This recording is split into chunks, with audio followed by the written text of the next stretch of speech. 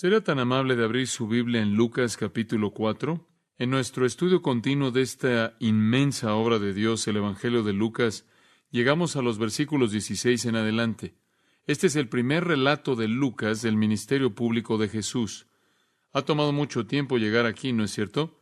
4 capítulos y muchos meses de estudiar el principio del Evangelio de Lucas para llegar finalmente al punto en el que Jesús comienza su ministerio. Lucas pudo haber escogido varios acontecimientos. Ninguno de los escritores de los Evangelios nos dan todos los acontecimientos que ocurrieron en la vida de Jesús. De hecho, el Evangelio de Juan dice que todos los libros en el mundo no podían contener todo lo que él hizo y dijo. Los escritores de los Evangelios son selectivos. Escogen cosas que pertenecen al énfasis que quieren presentar. El primer relato del ministerio público de Jesús no es el primer acontecimiento en su ministerio público. Como señalamos en la última ocasión, Jesús, después de su tentación, la cual Lucas registra en los primeros 13 versículos de este capítulo, subió a su ciudad de Nazaret brevemente, asistió a una boda ahí en Caná y realizó su primer milagro. Él convirtió el agua en vino. Él estuvo ahí durante la boda, la cual habría durado una semana o quizás un total de 2 semanas. Él comenzó a viajar hacia el sur de regreso a Judea, se detuvo y pasó varios días en la ciudad de Capernaum, la cual está ahí en la punta del mar de Galilea, no muy al este de Nazaret, y después procedió al sur. Él estuvo en Judea por poco tiempo, menos de un año. Lucas se salta todo eso. Él se salta el milagro en Caná. Él se brinca la visita a Capernaum. Él se brinca casi un año de Jesús haciendo milagros, limpiando el templo, dándole el evangelio a Nicodemo, conociendo a la mujer en el pozo. Él se salta todo eso, y Juan escribe todo eso. Entonces, en Juan capítulos 1, 2, 3 y 4, podemos llenar los espacios de esa parte del ministerio de Jesús. Y Lucas va de la tentación de Jesús al inicio de su ministerio galileo formal. Ahora recuerde que la tierra de Judea está dividida en 3 secciones, realmente. La parte sur, la parte de Israel, la parte sur es Judea, la parte norte es Galilea, y en medio al este está Samaria. Y Jesús ministró en Galilea y en Judea. La apertura, como dije, los meses de apertura de su ministerio fueron en Judea, con la excepción de unas cuantas semanas cuando él asistió a la boda en Caná. El resto del tiempo estuvo en Judea. Fue entonces que limpió el templo. Él hizo un látigo y aventó a todos los que estaban ahí, los expulsó, todos los que habían hecho una cueva de ladrones. Y él estuvo ahí cuando conoció a Nicodemo. Fue ahí donde comenzó a solidificar algunas de las relaciones con sus primeros discípulos. Fue ahí en donde llevó a cabo algunos de sus primeros milagros que siguieron al milagro de convertir el agua en vino. Pero Lucas se brinca todo eso, y de hecho también lo hace Mateo y también Marcos. Únicamente Juan llena ese periodo de tiempo de la vida de Jesús. Y Lucas comienza en el versículo 14 con el ministerio en Galilea. Y dice, y Jesús volvió en el poder del Espíritu a Galilea, y se difundió su fama por toda la tierra de alrededor, y enseñaba en las sinagogas de ellos, y era glorificado por todos. Así es como Lucas inicia su relato del ministerio de Jesús, pero mantenga eso en mente ahora.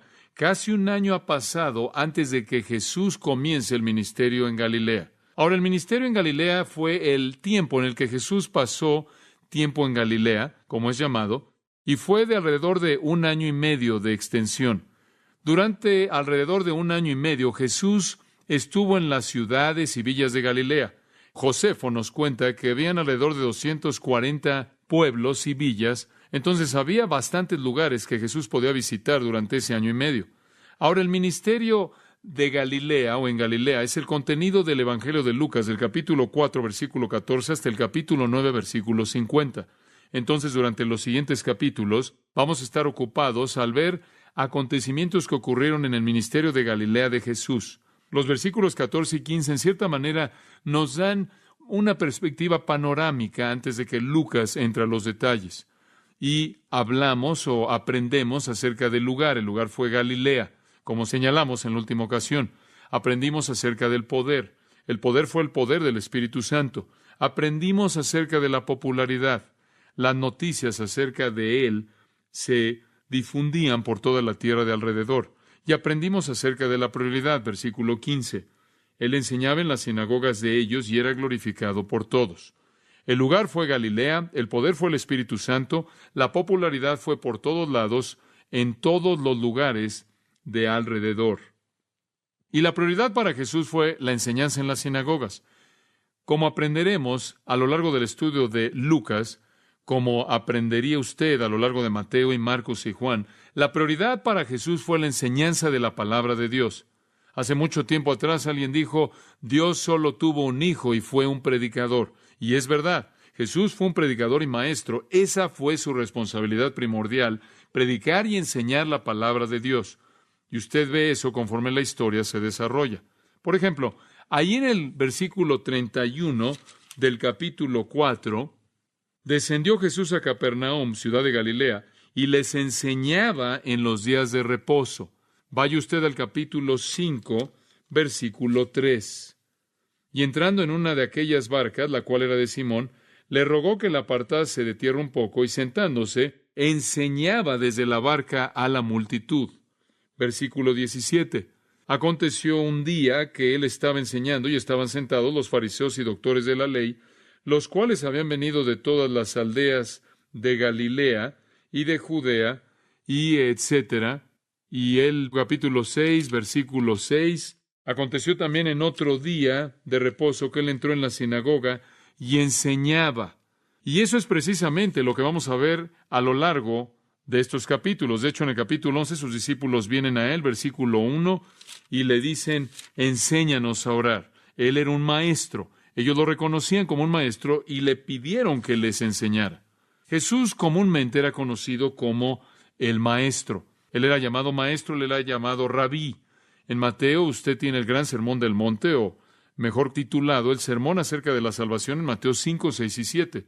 Y cuando terminó, la gente judía dijo, él enseña como alguien que tiene autoridad, no como los escribas y fariseos. Él era un maestro, pero su enseñanza fue única porque él no tenía que citar a nadie. Él no tenía ninguna nota a pie de página en sus sermones. Él simplemente tomaba la palabra de Dios, la cual, claro, era su propia palabra, y la enseñaba con el poder y la explicaba con claridad. Él era un maestro. Y puede leer eso en Marcos y puede leer en Juan, y siempre verá la prioridad de su ministerio siendo la enseñanza.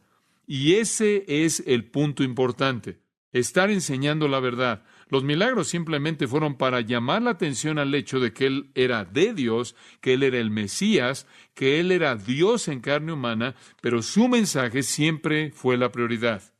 La palabra enseñaba, ahí en el versículo 15, viene de didasco, un término griego muy familiar que usted conoce, y es simplemente una palabra de la cual obtenemos la palabra en español didáctico. Él estuvo involucrado en un esfuerzo didáctico. Esto es una explicación del significado de las cosas, y en su caso eran las Escrituras. Y entonces vemos en el versículo 15 que él enseñaba, y eso es lo que hizo a lo largo de su ministerio entero. Él fue un maestro y un predicador. Ahora, notará usted el lugar en donde estaba enseñando, y esto es muy importante. Él enseñaba en las sinagogas de ellos. Él fue a Galilea, y él ya tenía un lugar en el cual enseñar. Las sinagogas eran lugares perfectos para que Jesús enseñara, y explicaré por qué lo eran. Toda ciudad y toda villa tenía una, y lo que se necesitaba para tener una sinagoga eran 10 hombres judíos. Si usted tenía 10 hombres judíos en una ciudad, en una villa, en un pueblo, esos eran suficientes hombres como para constituir una sinagoga, y construían una sinagoga permanente. En la mayoría de los casos, las sinagogas eran construidas a partir de piedra y normalmente se construían hacia Jerusalén. Entonces, en Galilea, las sinagogas estaban construidas viendo hacia el sur. Esto tenía la intención de decir que cuando el maestro o el predicador estaba presentando el sermón, él estaba enfrentando o viendo hacia el sur. Cuando la gente salía de la puerta, iba hacia el sur. Ellos se dirigían hacia Jerusalén. La sinagoga veía hacia Jerusalén. Y entonces el orador estaba viendo hacia la parte de atrás, a la puerta, y estaba viendo directamente hacia Jerusalén. Las sinagogas, que eran construidas hacia el este de Jerusalén, veían hacia el oeste. Las sinagogas que eran construidas hacia el sur de Jerusalén veían hacia el norte porque Jerusalén siempre era el punto focal porque ahí era donde estaba el templo. Para Jesús, toda sinagoga en la que él predicó veía hacia el Calvario y entonces él enseñó en las sinagogas.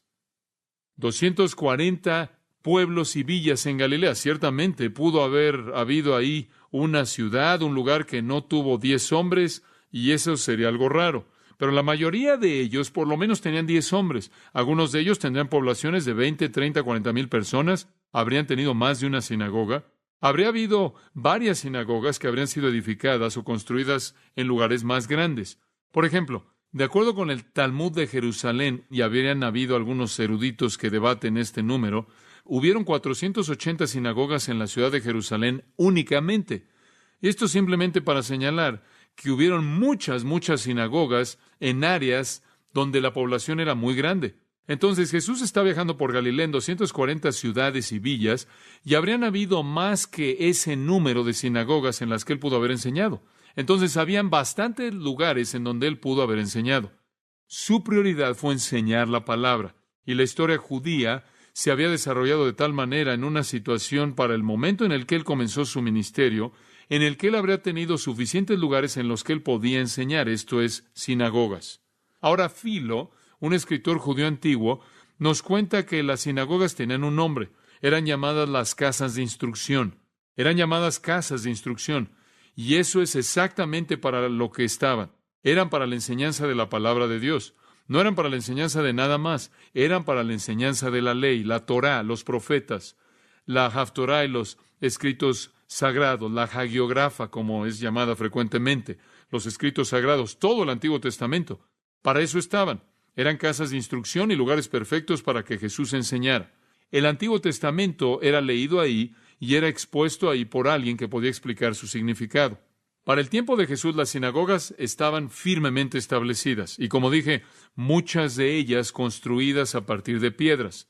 Los arqueólogos creen que tienen los cimientos, inclusive el día de hoy, de algunas de esas sinagogas del tiempo de Jesús, aunque la mayoría de las ruinas de las sinagogas, y verán algunas ruinas de sinagogas en la tierra de Israel, son de sinagogas de tiempos que vinieron después de Jesús, después del tiempo de Cristo, que bien pudieron haber sido construidas sobre el cimiento de sinagogas que estuvieron en pie en el tiempo de Jesús. Pero toda ciudad tenía por lo menos una si tenían 10 hombres, y algunas ciudades habrían tenido muchas más que esas. Ahora, si no había una sinagoga, digamos que era una ciudad donde no habían 10 hombres, el pueblo judío, normalmente las mujeres y los pocos hombres que habían ahí, se congregaban junto a un arroyo o se congregaban en una costa en el día de reposo para adorar, para leer la ley y para que alguien le explicara. Eso es lo que usted tiene en Filipos. Filipos estaba en Grecia y, como usted sabe, cuando Pablo fue a Filipos en Hechos 16, había un grupo de mujeres judías que se reunían junto al río. Esa es una indicación de que no habían suficientes hombres para construir una sinagoga, y ahí es en donde tradicionalmente se reunían para leer la ley de Dios, los profetas, los escritos sagrados y para ser instruidos. Y yo diría que probablemente la proliferación de sinagogas en la época de Jesús, en cierta manera, es un paralelo a la proliferación de iglesias cristianas en nuestra ciudad en la actualidad. Usted va a la ciudad promedio y hay iglesias por todos lados. Entre más pequeña es la ciudad, menos iglesias hay. Entre más grande es la ciudad, más iglesias hay. Esa es la manera en la que las sinagogas fueron desarrolladas. Inclusive fueron desarrolladas en torno a ciertos rabinos que enseñaban de cierta manera y también se desarrollaban en torno a ciertos oficios. Habían ciertos grupos de artesanos que tenían una sinagoga para ellos. Quizás eso es porque vivían en cierta parte de la ciudad y esa área local encajaba con su arte, encajaba con lo que ellos hacían, y entonces allí era donde vivían y se reunían en su propia sinagoga. Ahora, Jerusalén siempre había estado centrada en el templo. Necesita entender la diferencia entre el templo y la sinagoga. Hubieron cientos y cientos de sinagogas, pero solo había un templo. Claro que el templo está identificado en el Antiguo Testamento. En primer lugar, Dios diseñó una tienda llamada el tabernáculo, y debía ser el lugar en donde Él moraría, en el lugar santísimo, un lugar en donde el pueblo de Israel vendría y ofrecería oraciones, y ofrecerían sus sacrificios, y habían ceremonias y festivales, y el sacerdocio funcionaría ahí, claro, en el asunto de cuidar de todo eso. Y el templo era una instalación única. El Señor dio instrucciones para que el tabernáculo fuera establecido. Cuando se establecieron en la tierra, el Señor les dio instrucciones, y usted se acuerda de Salomón, que construyó el gran templo. Y bueno, el gran templo fue destruido. Fue destruido en el 586 a.C., cuando los babilonios vinieron. Ellos vinieron primero en el 603, regresaron en el 597, y cada vez que venían deportaron a judíos de Judá, del reino del sur. Finalmente vinieron de regreso en el 586 y devastaron de manera total la ciudad, la llevaron al piso, destruyeron el muro, destruyeron y saquearon el templo, robaron su riqueza y se la llevaron a Babilonia junto con la gente que quedaba. Y el judaísmo hasta ese entonces había sido definido por el templo. El templo era el lugar de ceremonia, el templo era el lugar de adoración, el templo era el lugar de instrucción. Y hubieron sacerdotes que servían en el templo, pero hubieron muchos más sacerdotes que no estuvieron ahí. Recordará que los sacerdotes entraban al templo solo un par de semanas al año porque hubieron 24 órdenes de sacerdotes. El resto del tiempo, cuando no estaban sirviendo en el templo, durante su periodo de 2 semanas, estaban en las villas y en las ciudades donde vivían y eran maestros informales de la ley. Y los sacerdotes eran los expertos locales. Si usted tenía un problema con entender la ley, un problema con entender los profetas o los escritos sagrados, usted iba con los sacerdotes locales y pedía ayuda, y ellos eran los expertos en entender la ley. Algunos de esos sacerdotes eran escribas, eran muy cuidadosos en su manejo de la ley. Entonces había una red informal de enseñanza, pero en todo el Antiguo Testamento usted nunca va a encontrar una referencia a la sinagoga. No hay ninguna referencia a una sinagoga en el Antiguo Testamento. No hay un mapa divino, no hay un diseño divino para ellos. No tienen ningún tipo de mobiliario santo como el templo. No tienen altares especiales y no tienen algún tipo de lavabo especial y cortinas especiales o algún tipo de mobiliario especial y todo el tipo de cosas que constituyeron las instrucciones de Dios tanto para el tabernáculo como el templo. No eran diferentes que este tipo de edificios, simplemente eran un lugar. No se ofrecían ahí sacrificios, no se tenían ahí ceremonias, no se celebraban fiestas ahí en términos de las festividades grandes, las festividades nacionales que todavía se llevaban a cabo en Jerusalén, como la Pascua, la fiesta de las primicias, Pentecostés, todo ese tipo de cosas. Pero lo que sucedió en el 586 a.C. realmente sacudió la estructura judía. Cuando los babilonios vinieron en el 586 a.C. y finalmente demolieron Jerusalén y demolieron el muro y literalmente devastaron el templo salomónico entero y llevaron a toda la gente a la cautividad. La cautividad duró 70 años. Durante 70 años no había tierra, no había nación, no había ciudad y no había templo. La gente entonces, el pueblo entonces, tenía necesidad de alguna manera, algún método de congregarse y oír que la ley de Dios les fuera enseñada. Y si usted lee el libro de Ezequiel, descubrirá que hicieron una cosa. Ezequiel, por ejemplo, era un profeta de Dios. Él fue llevado en cautiverio por los babilonios. Y entonces, cuando estuvo en cautiverio, se sentaba en algún lugar. Encuentra esto en Ezequiel 8, Ezequiel 14, Ezequiel 20 y creo que una vez en Ezequiel 33. Ezequiel se sentaba con gente que lo rodeaba y les está enseñando el significado de la palabra de Dios. Ellos simplemente hicieron lo que necesitaban hacer.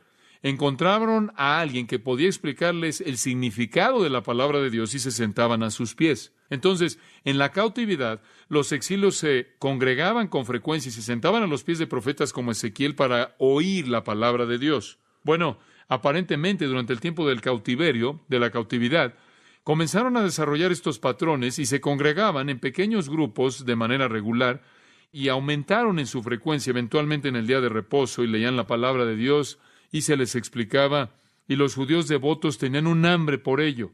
Y como dije, no tenían tierra, no tenían nación, no tenían templo, y no tenían oportunidad de ser instruidos. Y después, cuando terminaron los 70 años de la cautividad, recordará usted, se les permitió regresar a la tierra. Y cuando regresaron a la tierra, lo primero que querían hacer era recuperar la palabra de Dios y leerla y explicarla de nuevo. Y se acuerda usted quién hizo eso, ¿no es cierto? Esdras lo hizo. En Nehemías capítulo 8, abrieron el libro y leyeron las Escrituras y explicaron el significado, le dio el sentido, lo cual significa que lo tradujeron al idioma común, al idioma local y explicaron su significado. Entonces, después de la cautividad, cuando regresaron, no tienen el templo, pero lo que se ha desarrollado son pequeñas congregaciones de personas judías que se sientan en torno a un maestro, se sientan a los pies de un maestro que lee las Escrituras, se las explica, leyendo y exponiendo o dando el sentido. Y fue la destrucción del templo y la destrucción de Jerusalén lo que precipitó o creó la necesidad de un lugar y una oportunidad para congregarse para la enseñanza de la revelación divina. También es verdad que previo a eso, durante y después de la cautividad, los judíos se esparcieron por todo el mundo mediterráneo y estaban por todos lados en el mundo mediterráneo. Era llamada la diáspora, la dispersión de los judíos. Y conforme se dispersaron por todo el mundo, obviamente no tenían acceso inmediato al templo, el cual tenían si vivían en la tierra de Israel y estaba muy cerca de ellos porque era un lugar muy pequeño. Ahora, están por todo el mundo y necesitan algún lugar donde puedan congregarse y reunirse. Y entonces en la dispersión estas sinagogas comienzan a desarrollarse. Y entonces ya para cuando usted llega a la vida de Jesús, hay sinagogas por todos lados, en donde hay 10 judíos en Galilea, en Judea y por todo el mundo mediterráneo. Ahora el término sinagoga viene de la palabra griega sunagogeo, que significa simplemente una congregación, un lugar donde congregarse, sunagogos. Y eso es exactamente lo que eran. No eran un templo, no debe confundirse con un templo, nunca se hizo un sacrificio ahí, no hay altares ahí, no se hacen ahí celebraciones, no hay ningún tipo de artículos sacerdotales. Eran lo que Filo las llamó casas de instrucción. La gente se reunía con el propósito de leer la palabra de Dios y que alguien se las explicara. Y como dije, en todo lugar a donde fueron los judíos, podían reunir a 10 hombres y establecían una sinagoga. Cuando usted lee el libro de Hechos, por ejemplo, y ve a los apóstoles, el apóstol Pablo y aquellos que trabajaban con él, comienzan a entrar al mundo gentil y van a Damasco y hay una sinagoga ahí. Y van a Salamis en Hechos 13:5 y hay una sinagoga ahí. Y entran a Antioquía de Pisidia en el capítulo 13 de Hechos y hay una sinagoga ahí. Capítulo 17, llegan a una sinagoga en Tesalónica. Capítulo 18, hay una sinagoga en la ciudad de Corinto. Todas estas ciudades griegas. Hay una sinagoga en Alejandría y una sinagoga en Roma también, por todo Israel. A donde quiera que iban los judíos, se desarrollaron sinagogas. Ahora, esto, por el propósito de Dios, fue providencial, ¿no es cierto? Porque cuando Jesús comienza su ministerio, Él necesita un lugar donde enseñar. No es solo en el templo donde Él debe enseñar, porque Él va a alcanzar a la nación, sino en todo lugar donde habían por lo menos 10 hombres judíos, había una sinagoga, y esa es la razón por la que el ministerio de Jesús en Galilea dura 1 año y medio, para que literalmente pueda rodear esa tierra entera y tocar esas oportunidades de enseñanza en todo punto local, a todo nivel local. Una sinagoga, por cierto, inclusive el día de hoy, nunca parecía estar en competencia con el templo. Nunca fue visto como algo rebelde. Siempre fue visto como un acomodo maravilloso que la religión judía vio de manera positiva, inclusive después de que regresó de la cautividad. Usted recuerda, Zorobabel, su líder, regresó después de los 70 años en Babilonia y les ayudó a construir un templo. Construyeron realmente una imitación bastante pequeña, sencilla, de cómo era comparado a las glorias del templo de Salomón. Y más adelante, Herodes vino y construyó un templo inclusive aún más glorioso, el templo herodiano, el cual está todavía en pie durante el tiempo de Jesús y fue destruido en el 70 por los romanos. Pero ellos regresan y construyen un templo. Zorobabel era el hombre que los guió en la construcción del templo después de que habían reconstruido su ciudad y su muro. Pero inclusive entonces las sinagogas continúan existiendo porque servían una necesidad tan maravillosa. El templo era el lugar de ceremonias y sacrificios y rituales y ofrendas. Ahí se daba instrucción en ciertas áreas de los servicios del templo, pero primordialmente fue para sacrificios y ceremonias. Entonces realmente no competía el templo con las sinagogas, y las sinagogas realmente en un sentido formalizaron la enseñanza sacerdotal informal que siempre se había llevado a cabo en los pueblos, las ciudades, las villas. En el capítulo 18 de Juan, por ejemplo, en el versículo 20, Jesús dijo: yo públicamente he hablado al mundo, siempre he enseñado en la sinagoga y en el templo, donde se reúnen todos los judíos. Todos los judíos todavía iban al templo para las grandes ceremonias y las grandes festividades nacionales, como también asistían a sus sinagogas locales. Y por cierto, la historia nos cuenta que inclusive había una sinagoga, ahí en donde estaba el monte del templo, había una sinagoga. Y el gobernante de esa sinagoga era un hombre llamado Teodoto, que también era un sacerdote. Entonces, él era tanto un sacerdote que servía en el templo, como también el gobernante o el que dirigía la sinagoga ahí en el monte del templo. Entonces, no había competencia porque la función del templo era primordialmente festividades o fiestas nacionales, y las funciones sacerdotales o de sacerdotales con sacrificios, mientras que la sinagoga local tenía una función primordial, era una casa de instrucción. Ahora, estaban organizadas de una manera muy simple. Esto es algo que me parece interesante. Siento mucho la lección de historia, pero tenemos que hacer esto porque van a estar en sinagogas durante años por venir. Solo les advierto. Ya para cuando lleguemos a Lucas, habrán estado en la sinagoga muchas veces y quiero que sepan dónde están y qué está pasando. Quiero hablarles de cómo era la estructura de la sinagoga. Había un hombre que se llamaba el archisunagogos, el gobernante de la sinagoga. Archi significa el principal. Había un hombre que era llamado el gobernante de la sinagoga, y se encuentra usted con gobernantes así o líderes así en el Nuevo Testamento. Ahora, ellos estaban a cargo de las instalaciones en primer lugar. Ellos se aseguraban de que fuera reparada, de que estuviera limpia, de que estuviera lista para cualquier función que se iba a llevar a cabo ahí de manera diaria. El gobernante de la sinagoga también era responsable por la estructura del servicio. Su responsabilidad consistía en planear la estructura del servicio, primordialmente escoger al predicador. En cada ocasión de día de reposo, él era el que aprobaba al predicador, el que iba a predicar el sermón. Él también escogía a los lectores de las Escrituras. Las Escrituras eran leídas por diferentes personas y él era el que escogía al que leía las Escrituras. Y él guiaba el flujo del servicio, el programa, y después él tenía que aprobar al que predicaba. No tenían un pastor de tiempo completo, no tenían un rabino de tiempo completo, no tenían un maestro de tiempo completo como tal. De hecho, en un lugar, en un pueblo, habían quizás o en una ciudad varios hombres en la ciudad que podían enseñar y predicar y el sermón, y ellos tomaban turnos haciendo eso. Y si un maestro local, quizás con cierta reputación, que estaba calificado, visitaba alguna ciudad, él siempre era invitado a ser el maestro invitado. La gente le daba la bienvenida a eso. Esto era conocido como lo que se llama en historia la libertad de la sinagoga. La libertad de la sinagoga. Era una política que se desarrolló en la vida temprana de la sinagoga para dar cabida a varios maestros, y el que estaba a cargo de la sinagoga tenía la responsabilidad de determinar quién sería ese maestro.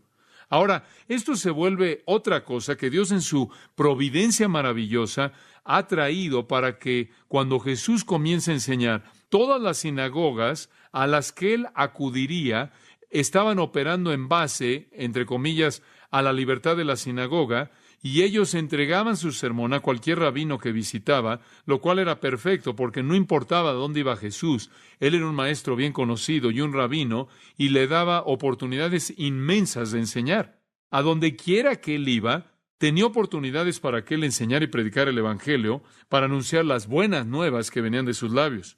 Y por cierto, más allá de eso, los apóstoles hicieron lo mismo. Cuando el apóstol Pablo salió y él incurrió en ministerio a nivel mundial, ¿a dónde iba cuando llegaba a una ciudad? Cada vez que llegaba a una sinagoga. Ese era el primer lugar al que iba.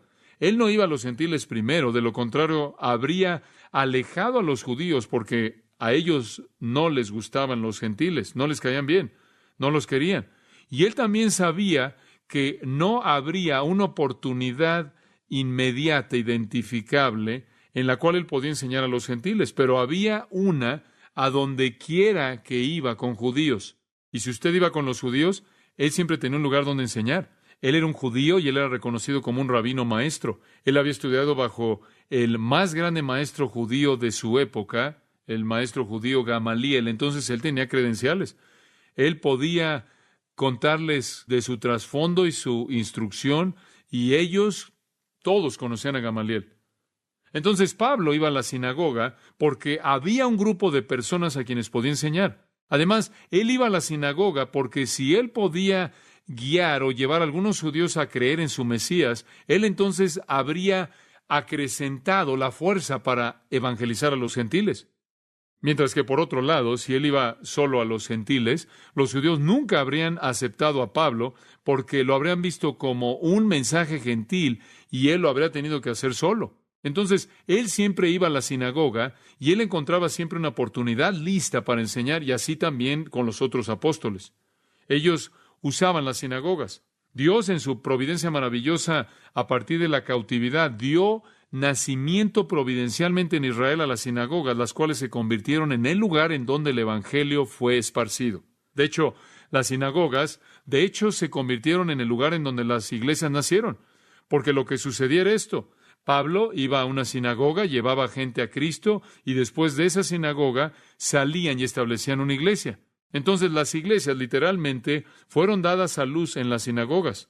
El gobernante de la sinagoga era la persona que abrió la puerta, por así decirlo, a los rabinos que visitaban y a los maestros que visitaban. Ahora, la sinagoga también tenía una agenda completa a lo largo de la semana. Podía haber enseñanza en alguna sinagoga diariamente. Podía haber enseñanza acerca de la Torá, de la Haftorá o de los escritos sagrados diariamente. También en la sinagoga normalmente había una escuela primaria. La escuela primaria era para la preparación de los niños, no en las artes y las ciencias, entre comillas, sino en la ley y los profetas. Entonces, a los niños se les instruía en la palabra de Dios, y la sinagoga era el lugar en donde la escuela primaria se llevaba a cabo, y eso todavía en muchos casos lo vemos en la actualidad. Las sinagogas también se volvieron las cortes locales, y le voy a decir por qué. Estaba el gobernante de la sinagoga, el archisunagogos, y después estaba el presbúteros, en el griego los ancianos. Ellos eran un grupo de hombres maduros, devotos, estimados por la comunidad, que tenían la supervisión general de la sinagoga. El archisunagogos, el gobernante de la sinagoga, en cierta manera era el anciano principal. Habían otros ancianos que lo ayudaban. Eran responsables por la escuela primaria. Eran responsables por abrir la sinagoga a las oraciones durante la semana. Eran responsables por enseñar a lo largo de la semana varias series semana tras semana. Se convirtieron en el Sanedrín local también. En cualquier ciudad, ellos se volvieron los jueces en esa ciudad. Ellos se volvían la corte en esa ciudad. No era un juicio, llevado a cabo por un tribunal en esa época. Era un juicio llevado a cabo por los ancianos. Y entonces, cada ciudad tenía su sinagoga y cada ciudad tenía sus ancianos, y esos ancianos constituían la corte local. Cuando había alguna adjudicatura, cuando había algún conflicto, cuando había algún asunto legal que necesitaba ser enfrentado o resuelto, o cuando había algún problema en una familia o entre vecinos, era traído a los jueces. Ahora, los ancianos en el Nuevo Testamento son interesantes. Los vemos muchas veces, y los ven Mateo, los ven Marcos, y los ven Lucas, los ven Juan, en todos los evangelios, y están gobernando la sinagoga. Los ve algunas veces azotando a gente, eso es correcto, literalmente azotando a gente, flagelando a gente, lo cual es la manera en la que ellas enfrentaban a los pecadores. Eso ha cambiado, como usted bien sabe, y probablemente está agradecido por ello. También podían excomunicar a personas. Los sacaban de la sinagoga. Como usted sabe, una de las, podríamos decirlo, de las vergüenzas más grandes entre los judíos era ser excomulgado, expulsado de la sinagoga. Sería ser desinagogizado, literalmente ser expulsado de la sinagoga. Si usted era expulsado de la sinagoga, era una persona non grata en su sociedad. Y inclusive podían anatemizarlo usted. Podían anatemizarlo, pronunciar una maldición de condenación en su cabeza, como lo encuentra en los relatos del Nuevo Testamento. Entonces, esa era la estructura. También había un hombre en la sinagoga conocido como el intérprete. Podían haber más de uno, el traductor o el intérprete. Las escrituras siempre eran leídas en hebreo, pero después tenían que ser traducidas en el idioma local, y el idioma local era arameo. Y entonces el traductor traducía las escrituras al arameo. Y había otro oficial, otra persona, otro puesto, el más bajo en el tótem, era llamado el chazón. Él es el siervo más bajo y su responsabilidad era cuidar de los rollos. Todos los rollos eran guardados en un lugar, en un baúl, y era el que cuidaba de los rollos y se aseguraba de que todo mundo tuviera el rollo correcto para la lectura correcta. Él también era, en cierta manera, el tutor, el que supervisaba la escuela primaria. Entonces, en eso consistía la sinagoga, muy parecido a una iglesia, ¿no es cierto?, en la actualidad, con todo tipo de actividades semanales, con gente responsable de cuidar de las instalaciones, con ancianos, con alguien que era responsable de la supervisión de todo eso. Y esto es muy parecido a la iglesia, porque la iglesia nació de la sinagoga. Ahora, digamos que hoy día estuviéramos en Nazaret y estuviéramos visitando la sinagoga. ¿Cómo sería el orden de adoración? ¿Cómo sería? ¿Sería algo como lo que experimentamos en Grace Church? Bueno, sí. Esto es lo que de manera típica encuentra usted cuando ve hacia atrás a la historia judía. Un servicio de sinagoga comenzaba con cantos y generalmente cantaban salmos porque los salmos glorifican a Dios. Cantaban salmos de alabanza a Dios. Con frecuencia el Halel, Salmos 145 a 150. Alabad a Dios, alaban a Dios, alaben a Dios. Y después de los cantos pasaban al Shema. El Shema es de Deuteronomio 6:4 en adelante. Jehová nuestro Dios, uno es, Señor, Jehová es nuestro Dios. Esto celebra a Dios como el Dios vivo y verdadero, en contraste a todos los dioses de las naciones. Entonces comenzaban con adoración. Comenzaban cantando alabanza a Dios y después se recitaba la gran identidad de Dios como el Dios vivo y verdadero. El cantar y la Shema eran seguidas por súplicas. Había una serie de oraciones y después de las oraciones había amenes que puntuaban esto por parte de la gente. Había una oración y después el amén, después una oración y después amén. Y amén significa así sea. Y después de esa oración venía el Shimona Esra. El Shimona Esra eran 18 bendiciones tradicionales que la gente recitaba algunas veces llamada el Tefalá. Entonces se reunían, cantaban, volvían a afirmar la grandeza de su Dios, el Dios vivo y verdadero, el Dios vivo verdadero, el único Dios vivo y verdadero. Después tenían un tiempo para derramar su corazón en oración, puntuados por amenes. Después venían 18 bendiciones llamadas el Shemona Esra, y después venía el punto principal. Todo esto era para llegar a las Escrituras. Siempre era leída la Torá, los primeros 5 libros del Antiguo Testamento: Génesis, Éxodo, Levítico, Números y Deuteronomio. La ley escrita por Moisés. Leían una sección de la Torá. Habían versículos que se leían en 1 a 3 combinaciones. En otras palabras, podían haber varios lectores. Uno leía 1 a 3 versículos, después alguien más leía 1 a 3 versículos, alguien más leía de 1 a 3 versículos. Después leían a lo largo de la Torá en 3 años. Entonces tenían 154 secciones de la Torá que cubrían las 52 semanas durante 3 años. Y entonces leían a lo largo de la Torá entera los 5 libros de Moisés en 3 años. Después leían los profetas, la Haftorá, como es llamada. Habían ciertas secciones de los profetas, ciertos libros de los profetas que leían. Leían tanto la Torá como generalmente los profetas en cada servicio. Y después llegaba el sermón. Entonces usted va de cantar al Shema, a las súplicas, al Shemona Esra, a bendiciones, a las Escrituras y finalmente el sermón. Y ahí es cuando el predicador designado presentaba una exposición de las Escrituras. Y después de eso había una benedicción o una bendición final, tomada normalmente de Números, capítulo 6, versículos 24 al 26, la bendición de Aarón, el primer sumo sacerdote. Ahora, ese es el patrón. Ahora usted sabe, eso no es desconocido, ¿verdad? Se parece un poco a lo que hacemos. Nos reunimos, invitamos la gloria y la presencia de Dios, cantamos himnos de alabanza a Dios, oramos juntos, y después viene un tiempo para la lectura de las Escrituras.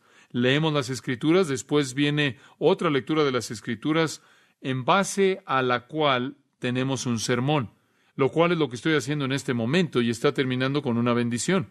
Ese es un patrón que ha sido seguido por la iglesia, tomado, por así decirlo, de las sinagogas. Y es un patrón apropiado y es maravilloso. Entonces, aquí está el lugar perfecto para que Jesús vaya a enseñar. Y eso es exactamente lo que hizo. De regreso al punto que comenté al principio, de regreso a Lucas 4, Jesús en primer lugar y sobre cualquier otra cosa es un predicador y maestro quien leyó y explicó las Escrituras. Esa es la razón por la que hacemos lo que hacemos. Esa es la razón por la que yo hago lo que hago, porque ese es el patrón que mi Señor estableció para mí. Ahora, con eso en el trasfondo, podemos ir al texto del versículo 16. Vino a Nazaret. Aquí es donde comienza el ministerio de Galilea. Este es el lugar donde él había sido criado. Vino a Nazaret, donde se había criado, y en el día de reposo entró a la sinagoga conforme a su costumbre.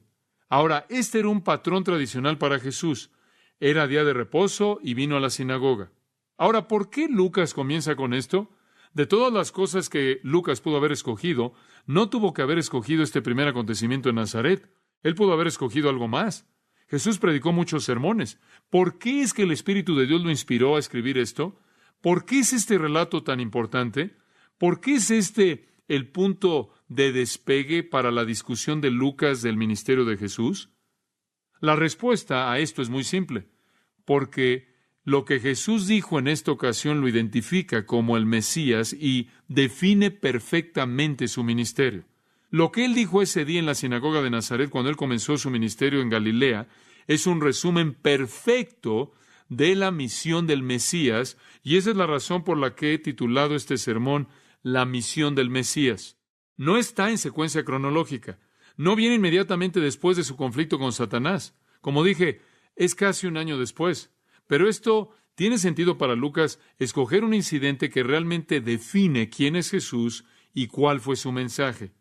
Y conforme Lucas busca continuar mostrándonos que Jesús es el Mesías, esto se vuelve algo crítico y quiere presentarlo primero porque establece quién es Jesús y por qué vino en términos absolutamente claros y potentes. Ahora una pequeña nota a pie de página. Hay un acontecimiento parecido en la sinagoga de Nazaret que sucedió al final de la vida de Jesús. No lo confunda. Mateo 13, 53 al 58 y Marcos 6, 1 al 6 presentan el relato de la visita de Jesús a la sinagoga de Nazaret al final de su ministerio en Galilea. Este es al principio. Ellos presentan la visita final. Esta es la visita inicial.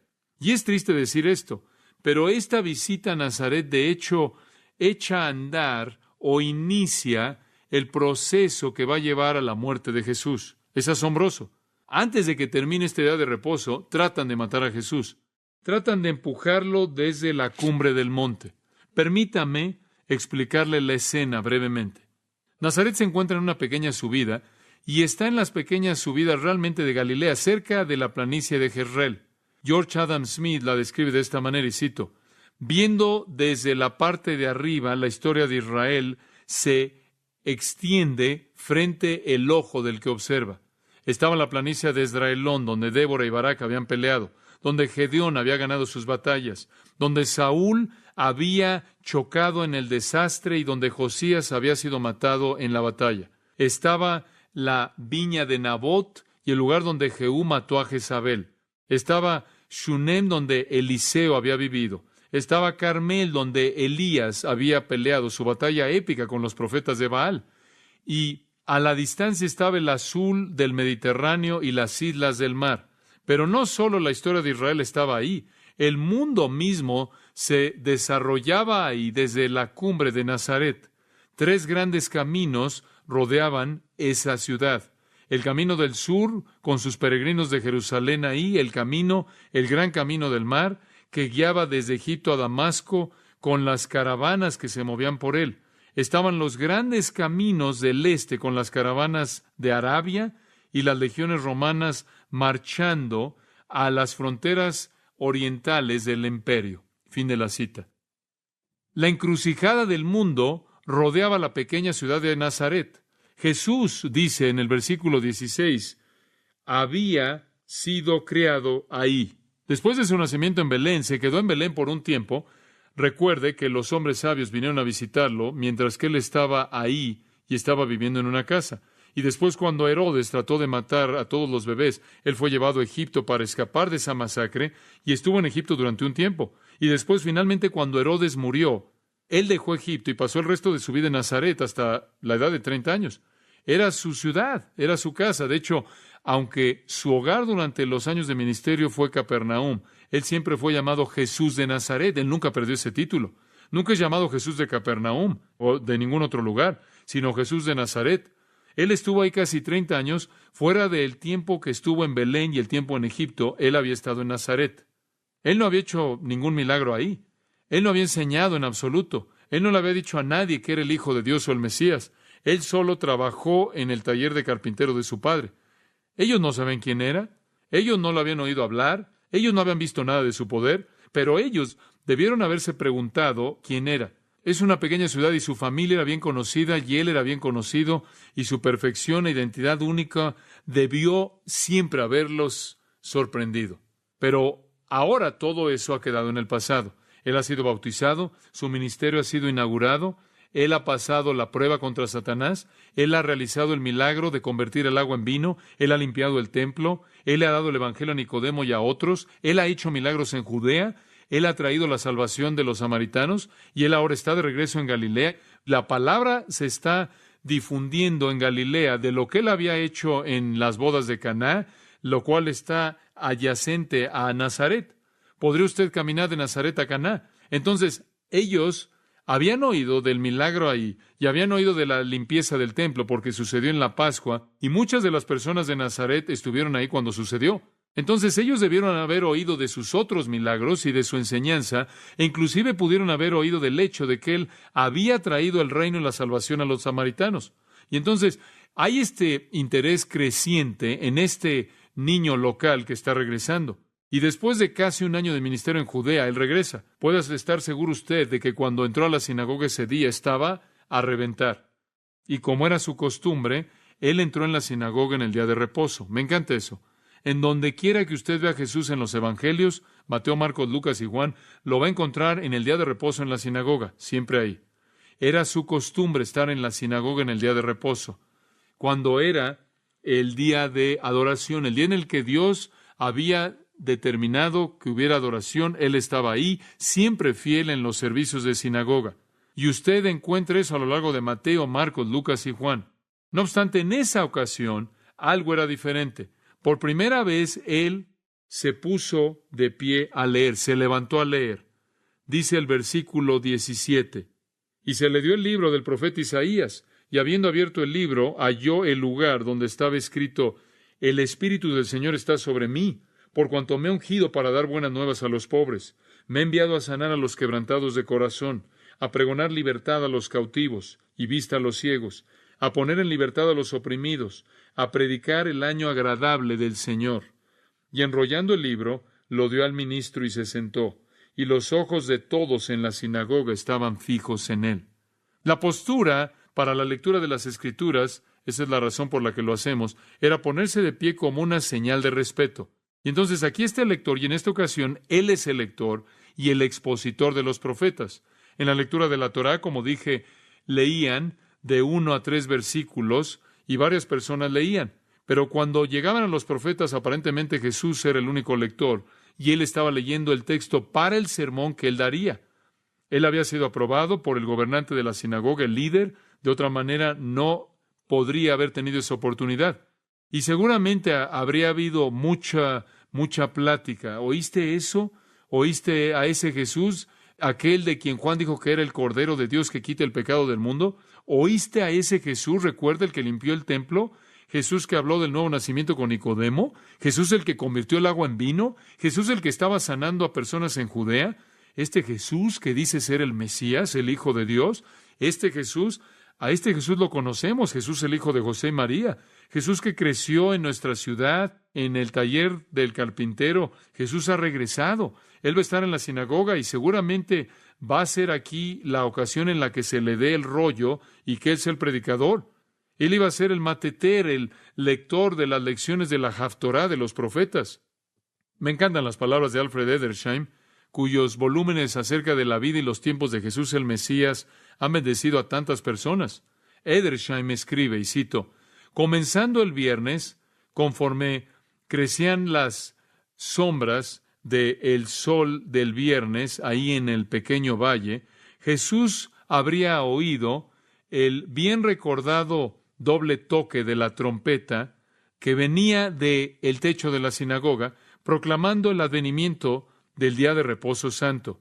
Una vez más sonaba ahí en el que todavía era el aire de verano para decir que todo trabajo debía ser hecho a un lado. Sin embargo, una tercera vez era oído y el que la tocaba lo colocaba ahí donde se había puesto de pie para no profanar el día de reposo al cargarlo, ya que ahora el día de reposo realmente había comenzado y la lámpara festiva del día de reposo se había prendido. La mañana del día de reposo comenzaba y temprano Jesús iba a la sinagoga en donde él había estado como niño, como joven y como hombre. Él con tanta frecuencia había adorado en el retiro humilde de su rango, sentándose no ahí entre los ancianos y los honorables, sino allá atrás. Los rostros bien conocidos estaban a su alrededor. Las palabras antiguas, bien recordadas en los servicios, caían en sus oídos. Cuán diferente habían sido para él que para la gente con quien él se había mezclado en adoración común. Y ahora él de nuevo estaba entre ellos, un extraño entre sus compatriotas. Y en esta ocasión para ser visto, para ser escuchado, para ser probado, o para ser hecho a un lado conforme fuera el caso. Fin de la cita. Fue la primera vez, hasta donde sabemos, que él había enseñado en una sinagoga.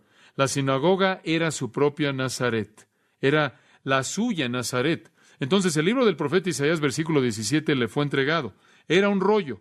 Isaías podía ser contenido en un rollo. Sabemos eso porque cuando los rollos del Mar Muerto fueron encontrados, Isaías estaba contenido en un rollo.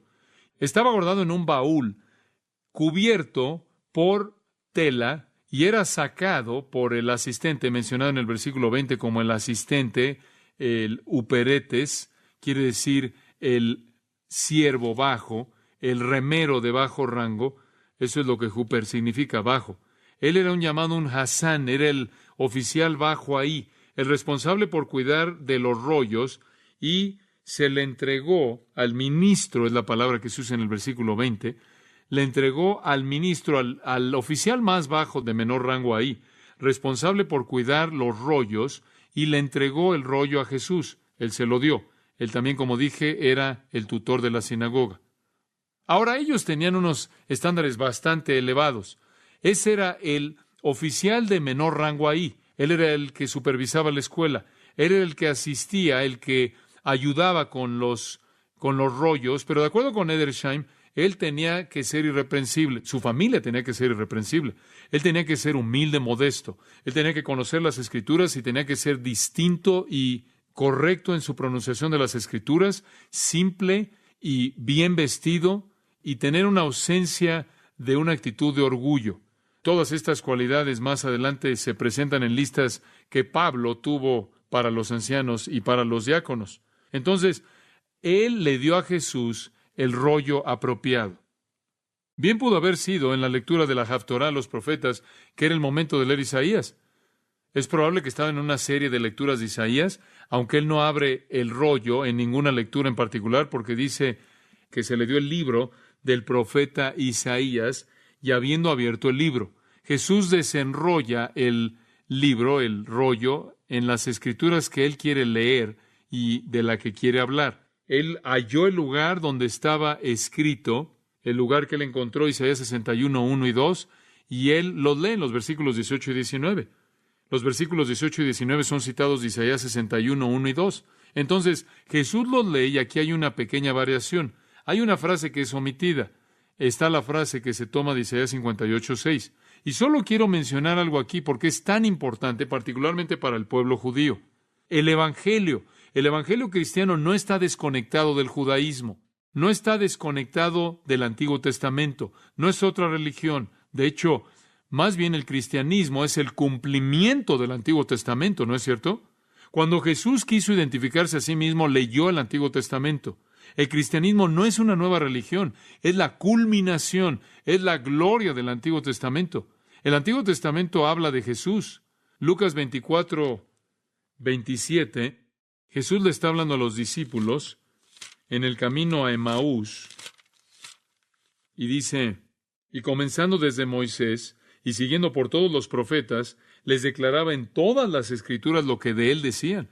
Él estaba abriendo el Antiguo Testamento y el Antiguo Testamento trataba de él. Entonces, lo que Jesús hizo fue regresar a Isaías, a profecía mesiánica, Y esto es lo que leyó: el Espíritu del Señor está sobre mí, por cuanto me ha ungido para dar buenas nuevas a los pobres.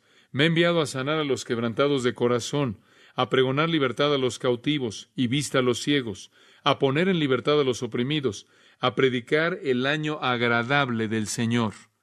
Y él lee esas escrituras. Ahora, él sabía que esto era mesiánico. Ellos sabían eso. Ellos conocían al profeta. Ellos sabían que la profecía de Isaías era primordialmente profecía acerca del Mesías. Y él comienza, Isaías 61:1 comienza: el Espíritu del Señor está sobre mí, por cuanto me ha ungido. Ellos sabían que el Mesías sería ungido por el Espíritu Santo. Esa era una profecía mesiánica, que cuando el Mesías venga será ungido por el Espíritu Santo. Ungido significa apartado para servicio especial, capacitado para servicio especial. En Isaías capítulo 11 usted tiene una profecía parecida acerca del Mesías. En Isaías 11 el Mesías es una vara del tronco de Isaí. Isaí es el padre de David, lo cual significa que él viene de la línea davídica. Él es un vástago, retoñará de sus raíces. Y dice: y reposará sobre él el Espíritu de Jehová, Espíritu de sabiduría y de inteligencia, Espíritu de consejo y de poder, Espíritu de conocimiento y de temor de Jehová. El Espíritu Santo séptuple, completo, reposará en el Mesías. Y así dice en Isaías capítulo 11. Isaías capítulo 42, versículo 1. He aquí mi siervo, yo le sostendré, mi escogido, en quien mi alma tiene contentamiento. He puesto sobre él mi espíritu. De nuevo, otra profecía mesiánica, indicando que el Mesías será capacitado y ungido por el Espíritu Santo. En el capítulo 48 de Isaías, versículo 16. Ahora me envió Jehová el Señor y su Espíritu. Y después en el 61, usted tiene esta declaración: el Espíritu de Jehová el Señor está sobre mí, porque me ungió Jehová. Entonces, ellos saben que están oyendo profecía mesiánica. El Mesías iba a venir ungido por el Espíritu Santo. Ahora, ¿qué recordamos que sucedió en el bautismo de Jesús? En el tercer capítulo, versículo 21, dice que cuando él estaba siendo bautizado, versículo 22, el Espíritu de Dios descendía sobre él, ¿verdad? Y después, en el capítulo 4, observe el versículo 1. Jesús, lleno del Espíritu Santo, volvió del Jordán y fue llevado por el Espíritu al desierto. En el versículo 14 que leímos hace un momento, y Jesús volvió en el poder del Espíritu a Galilea. Entonces Jesús tiene sobre él la unción y el poder del Espíritu Santo, así como el Mesías lo iba a tener de acuerdo con Isaías. Él ha sido ungido para servicio especial.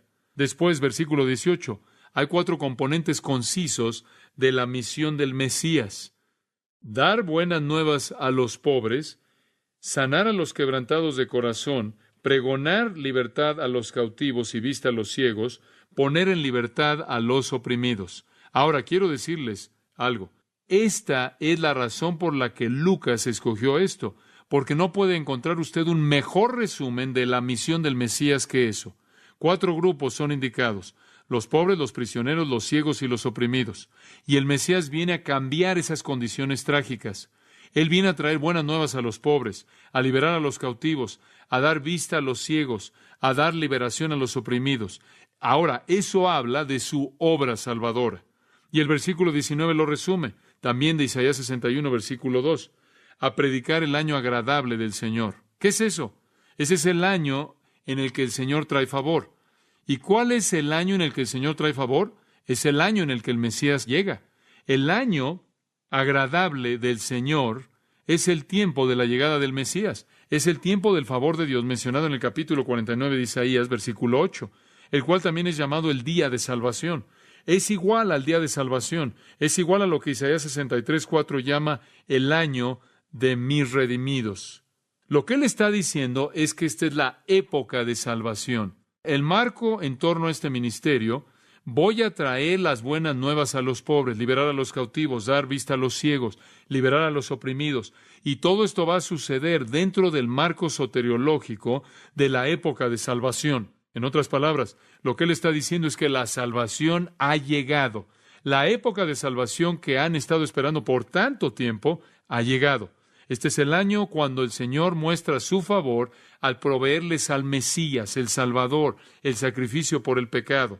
Es el año favorable o el año agradable, porque significa que va a causar que las buenas nuevas lleguen a los pobres, va a liberar a los cautivos, va a dar vista a los ciegos, va a dar liberación a los oprimidos. Este es el año agradable. Entonces Isaías profetizó eso. Estaban familiarizados con ese pasaje. El Mesías vendrá. Él va a ser ungido y capacitado por el Espíritu Santo, lo cual significa que va a poder decir cosas que son divinas y va a hacer milagros que son evidencia del poder del Espíritu. Él va a venir a liberar y Él va a liberar y va a liberar a personas y demás. Y esta va a ser la época de salvación que hemos esperado por tanto tiempo. Este también tiene tonos de otro gran acontecimiento en la historia de Israel llamado el Año de Jubileo. De regreso en Levítico 25, a los judíos se les instruyó que cada 50 años había un año de jubileo. El año 50 era un año de jubileo. ¿Se acuerda lo que sucedía? Puede leer Levítico 25. Todos los esclavos eran liberados, las deudas eran canceladas. Toda la propiedad regresaba a su dueño original. Ahora esto refleja el genio de la mente de Dios. Este es genio económico porque evita que la gente acumule algo porque se les va a quitar en el año 50. Toda la propiedad regresa al dueño original. Todas las deudas son canceladas y todos los prisioneros o esclavos son liberados. El jubileo era como el símbolo de salvación cuando hubiera liberación y perdón y restauración. Y esta era la esperanza de Israel como era simbolizada en el jubileo, de que vendría ese jubileo final.